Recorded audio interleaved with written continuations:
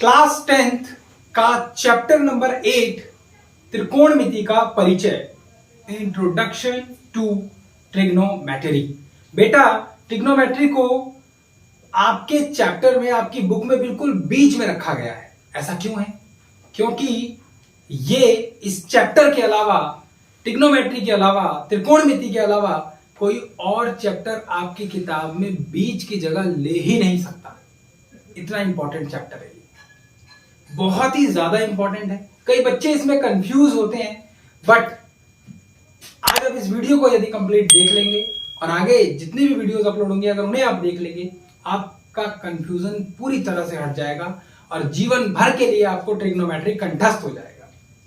शुरू करते हैं बेटा।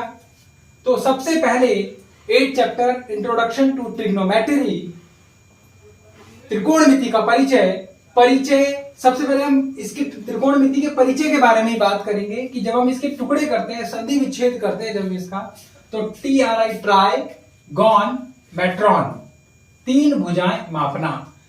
किन्हीं भी 3 भुजाओं के, जो 3 भुजाओं से बनी जो आकृति होती है, उसके मापों का और तथा कोणों का जो अध्ययन होता है, जो स्टडी होती है एंगल्स और साइड्स की, उसी को हम ट्रिग्नोमेट्री कहते हैं बेटा। त्रिकोणमिति बहुत कुछ है। एक छोटी सी बात है बेटा, यहां से और चांद की दूरी हमें निकालनी है, ट्रिग्नोमेट्री की हेल्प चाहिए। यहां से सूरज तक हम जा नहीं सकते, ठीक है, रास्ते में ही जल जाएंगे, बट हमें दूरी निकालनी है, ट्रिग्नोमेट्री की हेल्प चाहिए। बुध, जो मार्स है, जो यूरेनस है, नेपच्यून है, ये जितने भी ग्रह हैं, ये हमारी पृथ्वी से कितने दूर हैं, लगभग हमने जो इनकी दूरी निकाल रखी है, ट्रिग्नोमेट्री की हेल्प से निकाल रखी है। तो this chapter is very very very important. तो रिक्वेस्ट है कि पूरी तरह से इस पर ध्यान देंगे। अब हम बात करेंगे कि कोणों के त्रिकोणमितीय अनुपात। एक बात और बोलूंगा बेटा, अभी तक आपके टीचर्स ने बहुत कुछ पढ़ा भी दिया होगा आपको ट्रिग्नोमेट्री के बारे में, और ट्रिग्नोमेट्री आपको अब समझ में नहीं आ रही होगी, क्योंकि उन्होंने आपको कुछ व्हाइट बोर्ड पर या ब्लैक बोर्ड पर लिख कर दे दिया होगा और बोला होगा बेटा रट्टा लगा लो, याद कर लो, क्योंकि जरूरी है। मैं आपको बता रहा हूं, एक एक फॉर्मूला समझेंगे। और जो इंग्लिश वाले बच्चे हैं उनको बोला जाता है पंडित बद्री प्रसाद हर हर बोले सोना चांदी तोले, या पाकिस्तान जो है ये हरा भरा और हिंदुस्तान हरा भरा, ऐसे करके कुछ है। ये जो भी आपको जो फालतू के डायलॉग्स हैं, इनको बिल्कुल याद नहीं करने आपको। हिंदी में लाल बटा कक्का भी बोलते हैं, बिल्कुल याद नहीं करना आपको। बस यहाँ गौर देना है, ध्यान देना है। आपको एक एक चीज समझ में आने लगेगी, एक एक चीज बहुत अच्छे से गौर से समझ में आने लगेगी, और आप पूरी तरह से एक एक रेशो समझ जाएंगे। ध्यान दीजिए, मैं कोणों के त्रिकोणमितीय अनुपात के बारे में इस वीडियो में बात करूंगा। मैंने यहाँ पर 2 ट्रायंगल्स बनाए हैं। एक त्रिभुज में भी मैं समझा सकता था, बट 2 ट्रायंगल्स मैंने इसलिए बनाए हैं कि जब ये मेरी बिल्डिंग है बेटा, थोड़ी छोटी है बट मेरी बिल्डिंग है, ठीक है बेटा, और इस बिल्डिंग पर मैं यहां खड़ा हूं अभी नीचे अपनी बिल्डिंग से दूर, और यहां पर कोई मेरे फ्रेंड हैं, मेरे मित्र हैं जो यहां खड़े हैं, और मैं उनकी तरफ देख रहा हूं बेटा, ठीक है बेटा। तो मेरी ओर से एंगल ए की तरफ से यदि मैं देखता हूं तो इन भुजाओं के नाम, बेटा मैं यहां खड़ा हुआ हूं, कोण ए के सापेक्ष भुजाओं के नाम और कोण सी के सापेक्ष भुजाओं के नाम, name of sides related to angle A और name of sides related to angle C, नाम अलग अलग हो जाएंगे बेटा। सबसे पहली बात, जो 90 डिग्री के सामने वाली भुजा होती है, सामने वाली साइड होती है, इसको हम कर्ण बोलते हैं, हाइपोटेन्यूअस बेटा, इसको कर्ण बोलते हैं। इसको शॉर्ट में एच करके दिखाते हैं, समझ गए बेटा। क कर भी या कर्ण कर भी इसको हम सीधा सीधा बोलते हैं। याद रखिएगा, जो राइट एंगल ट्रायंगल है, समकोण त्रिभुज है, उसकी सबसे बड़ी भुजा कर्ण होती है, जो 90 डिग्री के सामने वाली भुजा होती है। समझ गए बात को? सबसे बड़ी भुजा कौन सी होती है? कर्ण होती है, ठीक है। एंगल ए पर जब मैं यहां खड़ा हूं तो मेरे सामने वाली भुजा, सामने वाली जो भुजा है, सामने वाली, ये मेरे लिए कहलाती है सम्मुख भुजा। क्योंकि ये मेरे सम्मुख है, क्योंकि ये मेरे सामने है, इसीलिए ये सम्मुख भुजा है। समझ गए बात को? ए के सामने वाली सम्मुख भुजा, इसको हम लंब भी कहते हैं। इंग्लिश में इसको हम परपेंडिकुलर भी कहते हैं। परपेंडिकुलर। बेटा परपेंडिकुलर बोल दिया, P से इसको दिखाते हैं हम। याद रखिएगा मैं यहां से देखने की बात कर रहा हूं, इस एंगल से देखने की बात कर रहा हूं। और क्योंकि मैं यहां खड़ा हूं और मेरे लिए आधार, मेरा बेस क्या है, यही है मेरा आधार, मेरा बेस यही है, इसीलिए ये आसन्न भुजा या आधार कहलाता है। इसको हम इंग्लिश में बेस कहते हैं और इसको बी से हम डिनोट करते हैं, बी से दिखाते हैं। समझ गए बेटा? अभी क्या हुआ, जैसे मैं यहां से देख रहा था, मेरे मित्र की नजर मेरी तरफ पड़ी। अब मेरे मित्र यहां हैं सी पर, मेरे दोस्त सी पर हैं, और जब उन्होंने यहां से देखा तो उनके लिए कर्ण तो यही है, हाइपोटेन्यूस सेम, कोई दिक्कत नहीं, बट उनके लिए जो उनका आधार है वो बदल गया बेटा। अब की बार आधार ये हो गया, तो अब ये क्या हो गया बेटा? बेस। आधार। मैं किसकी बात कर रहा हूं? कोण सी के सापेक्ष भुजाओं के नाम की बात कर रहा हूं। Name of sides related to angle C. Angle C से भुजाओं के नाम क्या होंगे, ध्यान दीजिए। तो आप यहां पर इसको बेस यानी कि बी से आप इसे दिखाएंगे, ठीक है। और जहां स्पेस कम होने की वजह से मैं इसको डायरेक्ट सिर्फ पी लिख रहा हूं, या मैं इसको लंब लिख देता हूं, ठीक है बेटा। उसके लिए सामने वाली भुजा ये होगी, ए बी सामने वाली भुजा होगी। समझ गए बात को कि नहीं समझ गए? तो ए बी क्या होगी उसके लिए? सामने वाली भुजा, तो यही होगी इसकी सम्मुख भुजा, यानी यही होगी लंब।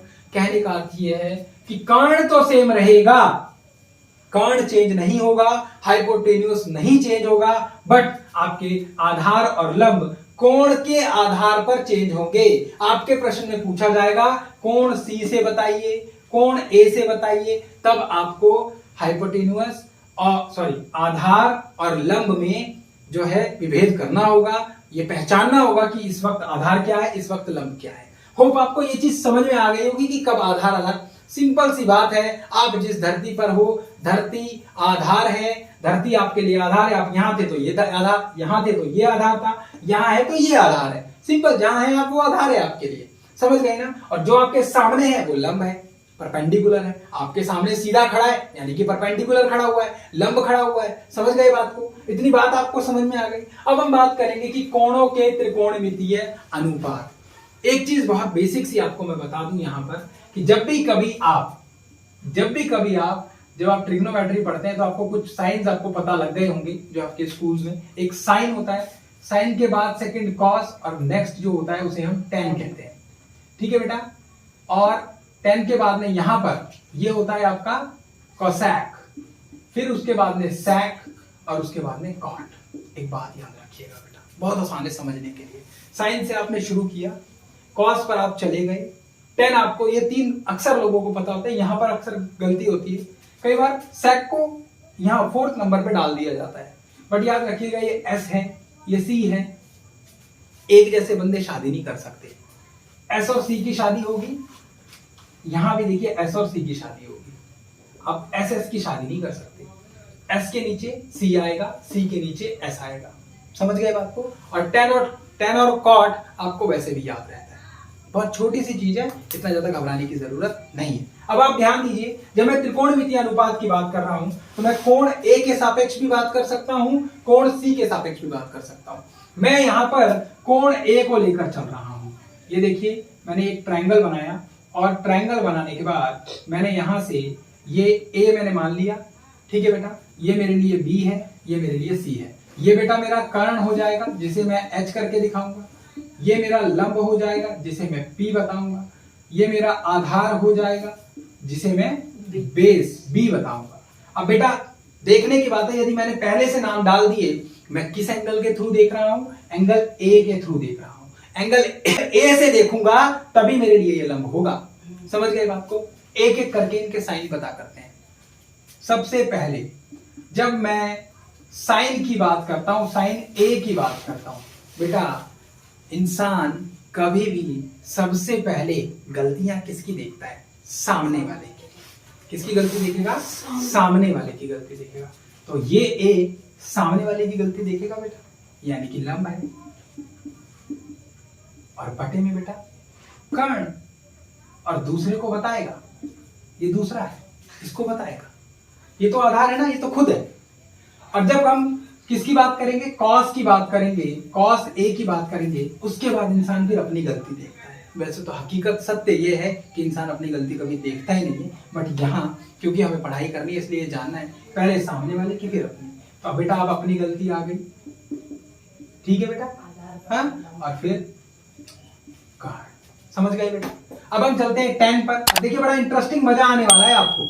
मजा देखो कैसे आएगा आपको, कैसे, पहले सामने वाले की गलती कर्ण को बताई, फिर अपनी वाली गलती कर्ण को बताई, ठीक है, और उसके बाद जब खुद निर्णय लिया तो सामने वाले की गलती को ऊपर रखा और अपनी गलती को छुपाकर नीचे रखा, यानी कि लंब बटे आधार। सिंपल सी बात है, बहुत बेसिक सी चीज है। पहले सामने देखेंगे, उसके बाद कर्ण, उसके बाद आधार बटे कर्ण, लंब बटे कर्ण, आधार बटे कर्ण और लंब बटे आधार। सिंपल, साइन कॉस टेन निकल कर आ गया। बिल्कुल बेसिक सी चीज है, समझ में आ गया।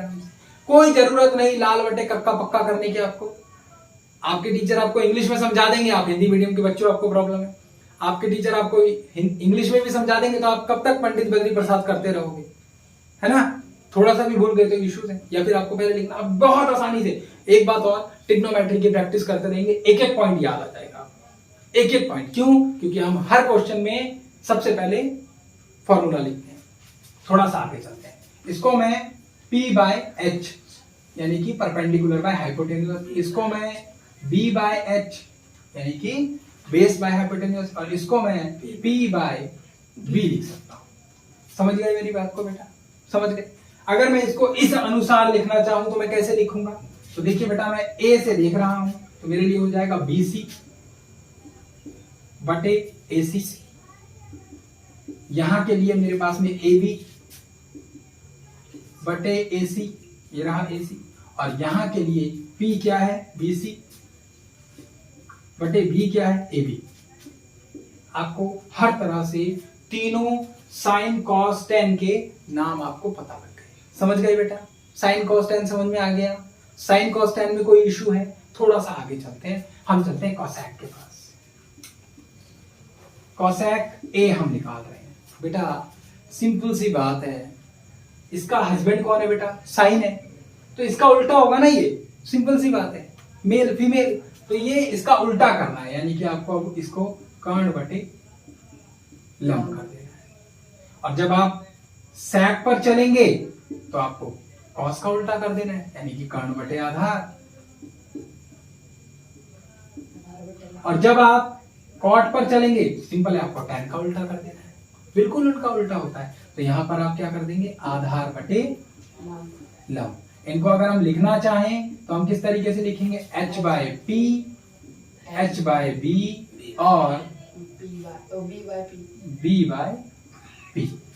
ठीक है बेटा, समझ में आ गई बात। दूसरी भाषा में लिखना चाहते हैं तो यहां से देखिए H क्या है, AC अपॉन BC और AC अपॉन AB और AB अपॉन BC।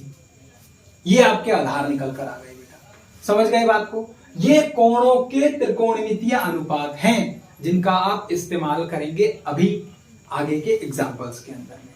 बात समझ में आ रही है आपको बहुत अच्छे से, बेसिक सी चीजें समझ में आ गई। अब आपको थोड़ा सा और आगे लेकर चलता हूं। कई बार आपके पास में इस तरीके से लिखा होता है साइन A का होल स्क्वायर। सीधी सी बात समझिएगा कि इसका अर्थ होता है साइन स्क्वायर A। दोनों सेम है, कोई दिक्कत नहीं। आप यहां लिखते हैं कॉस A का होल स्क्वायर, तो ये कॉस स्क्वायर A लिख दीजिए, कोई इशू नहीं है, कोई दिक्कत नहीं।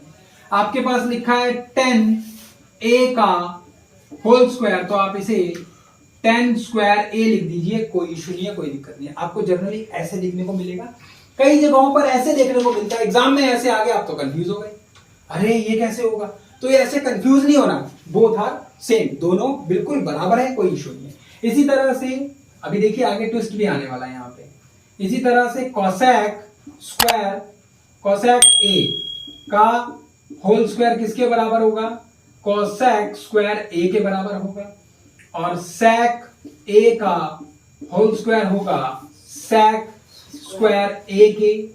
कहने का मतलब ये कि जो A होता है इसका भी ये स्क्वायर ही होता है, बट इसको साइड में रखा जाता है। उसके बाद कॉट ए का होल स्क्वायर ये किसके बराबर है बेटा? कॉट स्क्वायर ए के बराबर है। यहां तक आपको चीजें समझ में आ गई बेटा। अब आपके पास में कई बार अगर ऐसे लिखा हो कि साइन ए की पावर -1, तब आप क्या करेंगे? तो बेटा साइन -1 ए ऐसा कभी भी नहीं लिखा होता, याद रखिएगा। इसका मीनिंग और इसका मतलब दोनों के मान अलग है, दोनों का मतलब अलग है, ध्यान रख लेना इस बात को। बात समझ में आ रही है कि नहीं आ रही है? बट एक अच्छी बात मैं आपको समझा दूं कि आपको यहीं तक समझना है। इसका अध्ययन अगर आप मैथ्स लेते हैं तो इसे हम क्लास 11th में समझेंगे बेटा। समझ गए बात को? तो यहां तक जाना नहीं है, बट आपके लिए थोड़ी सी एक नॉलेज है, कहीं आप इसी को लेकर अगले साल भी पहुंच जाएं 11वीं में, बोले हमने तो यही सीखा था। ठीक है बेटा? तो ये हम नेक्स्ट ईयर पढ़ेंगे। ठीक है, नोट कीजिए। होप आपको ये बेसिक सी चीजें समझ में आई होंगी। अब आपको किसी भी आधार और वो सारी चीज समझने की जरूरत नहीं है, बस सिंपल सी बात है। जब आपके पास में साइन आए, एक बार हम रिवाइज करेंगे बिल्कुल। साइन लंब बटे कर्ण, ठीक है, परपेंडिकुलर बाय हाइपोटेन्यूज। जब आप कॉस की बात करेंगे तो आधार बटे कर्ण यानी बेस अपॉन हाइपोटेन्यूज। जब आप tan की बात करेंगे तो tan के लिए आप बोलेंगे परपेंडिकुलर बाय बेस यानी लंब बटे आधार। और इसी का पूरा उल्टा आपका कोसेक, सेक और ऑर्डरली जैसे कि कॉट में रिस्पेक्टिवली हो जाएगा, इसका उल्टा। समझ गए? Thank you so much for watching.